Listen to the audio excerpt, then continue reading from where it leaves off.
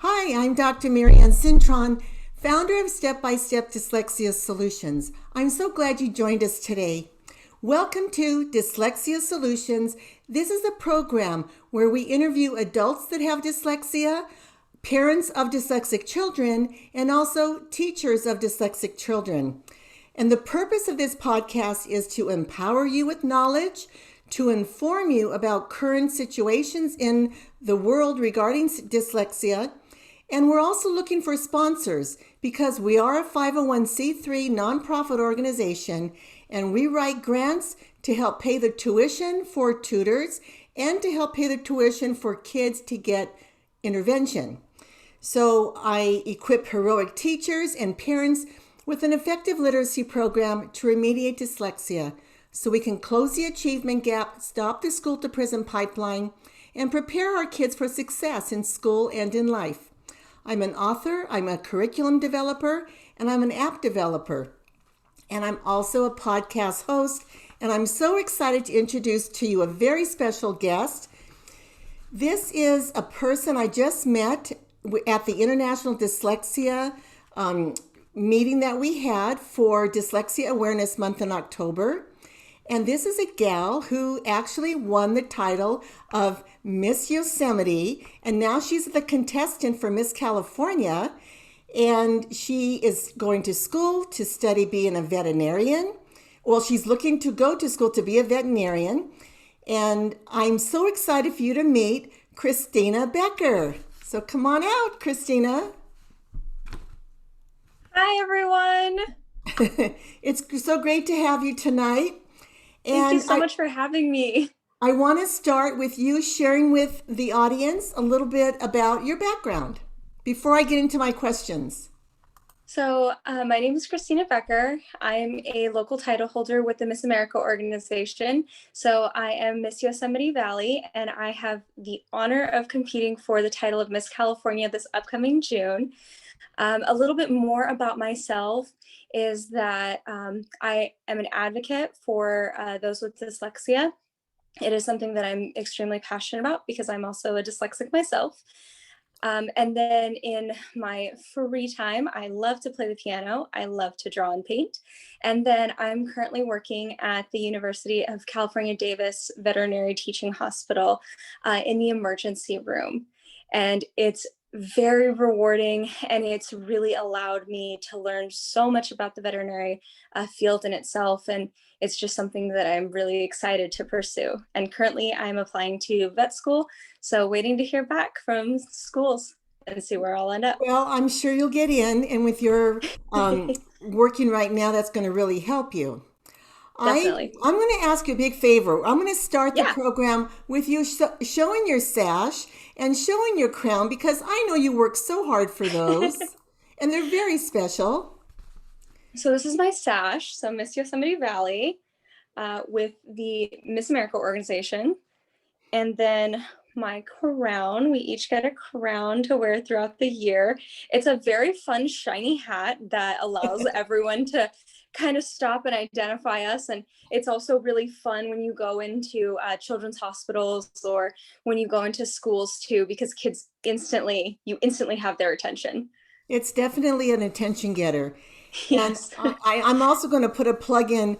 I also was a pageant mom when my daughter won the Little Miss San Dimas contest when she was 10 years old, and now she's 27. So that was quite a while ago. But I know it's a lot of hard work, and you're a beautiful woman inside and outside, Christina. And Thank you. the first question I'm going to ask you is what got you speaking about dyslexia?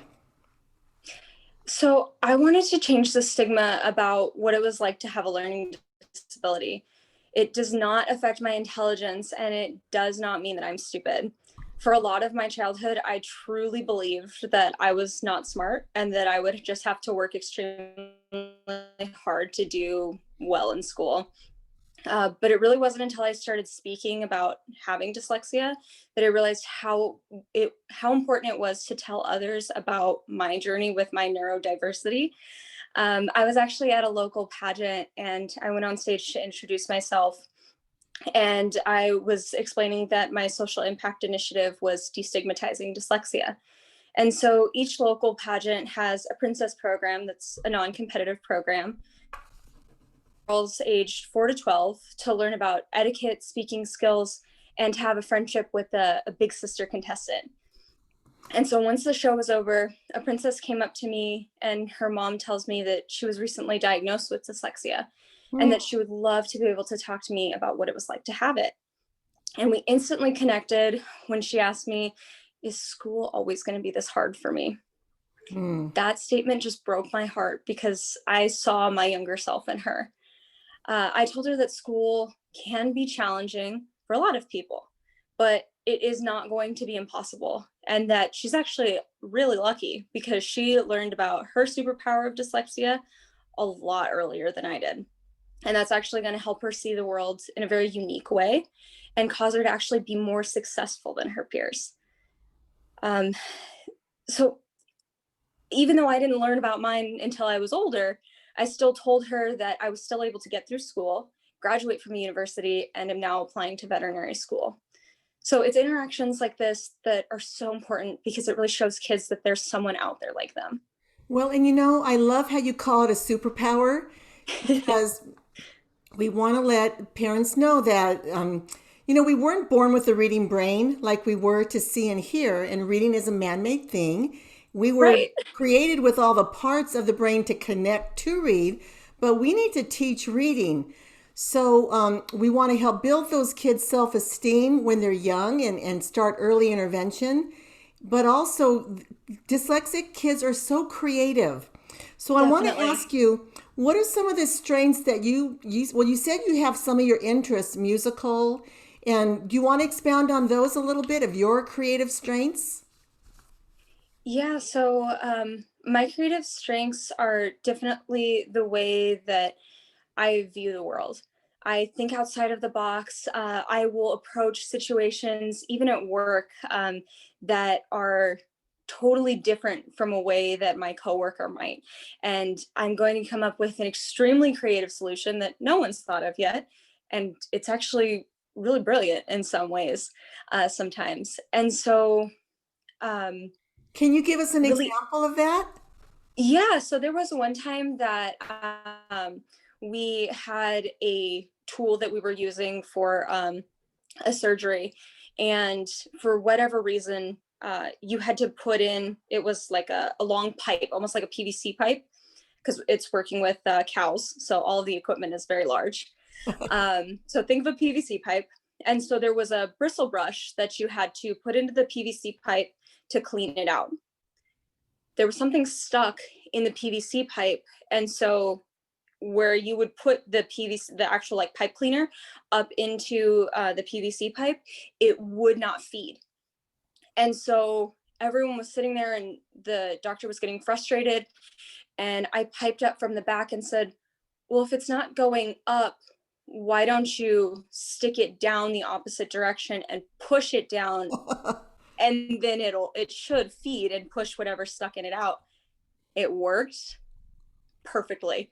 And they were like, that was so smart. Why didn't we think of that? And it's like, exactly. Sometimes you just need a different creative brain to figure out a solution to a problem. What a wonderful Um, example.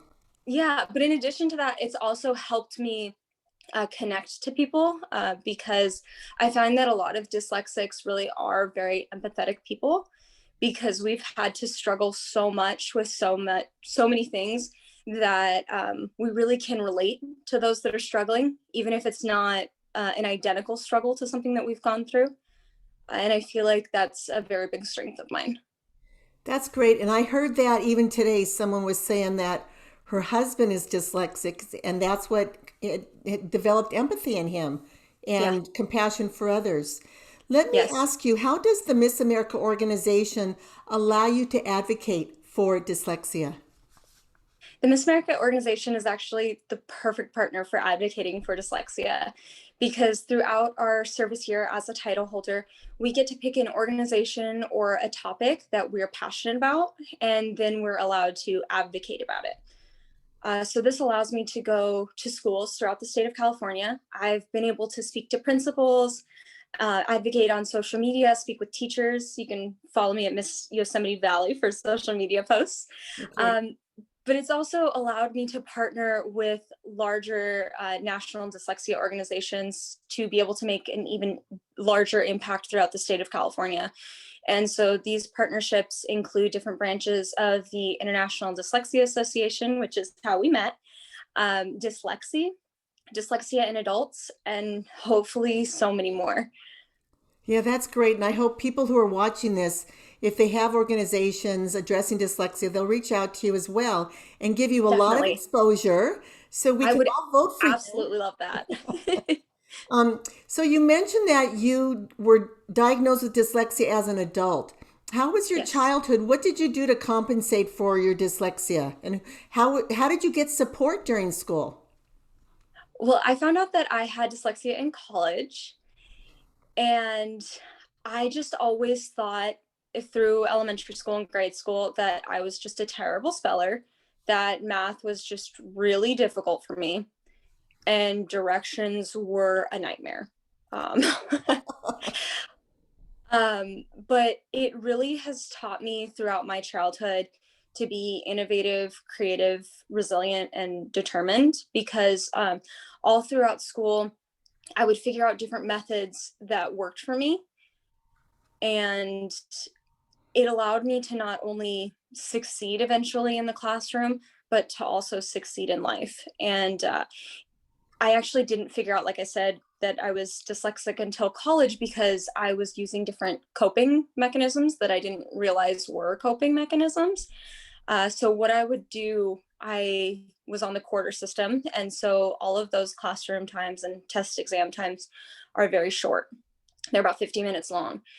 And so I was running out of time when I was taking my exams. So what I would do is I would make a friend in every class that I was in. And when it came for the exam, I would have them sit a couple rows in front of me, not so that I could cheat off of them, but so that I could have them be very dramatic in turning the pages. So that way I was able to keep up with them, engage them, and essentially use them as my pacer when I was taking exams. And then when the teacher would say, "Oh, you've got 5 minutes left," I'd say, "Okay, now we're guessing." That method didn't work. This was a strategy when you were how old? When I was 20. Okay, it's evident as an adult. Yeah. Yes. So as an adult, I was using that method because I was just running out of time. And so it wasn't until I wasn't getting good grades and I was extremely frustrated and was talking to one of my TAs, and I was explaining this method and said, well, it's just not working for me.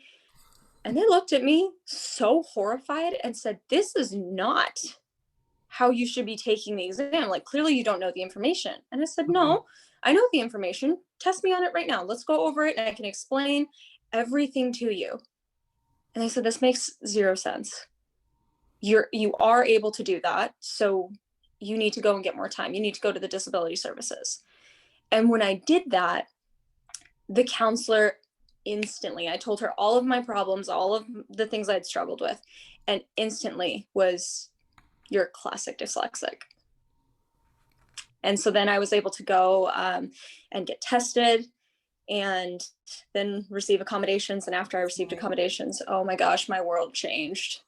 No, and it's real important that you're bringing that up because we put a lot of emphasis on elementary school and early intervention, but I Yes. also do some blogs and have YouTubes for talking about adult dyslexic adults and those wanting to go to college, wondering should they go to college and can they go to college? And I talk about they need to be assessed so they can get those accommodations and they can be successful. Yes. So Because that the accommodations are not to put you ahead of your peers, they're to catch you up to your peers.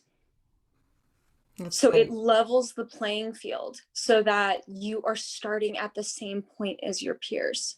Because just because it takes me a little bit of extra time to process a question or to double check my numbers to make sure that I don't have anything flipped Yeah. does not mean that I'm not intelligent. Well, that's real exciting. we're going to wrap it up here. And I'm going to ask you, what would your closing statement be and how can people reach you so we can support you for Miss California? My closing statement would be if you have dyslexia, you Oops, you kind of froze. are intelligent, you Yes. are capable. Oh, better? No, we hear you Okay. now. So, Good. perfect. So, what I would say is that if you have dyslexia, you are capable, you are intelligent.